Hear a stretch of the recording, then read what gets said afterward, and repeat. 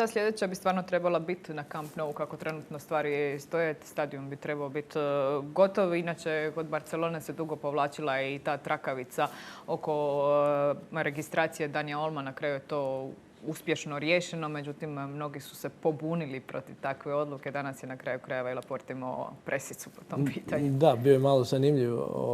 Imao je to svoje izlaganje, ja bi čak više rekao nego presicu, gdje zbog ugovora sa Nikeom koji im je jamčio $300 milijuna,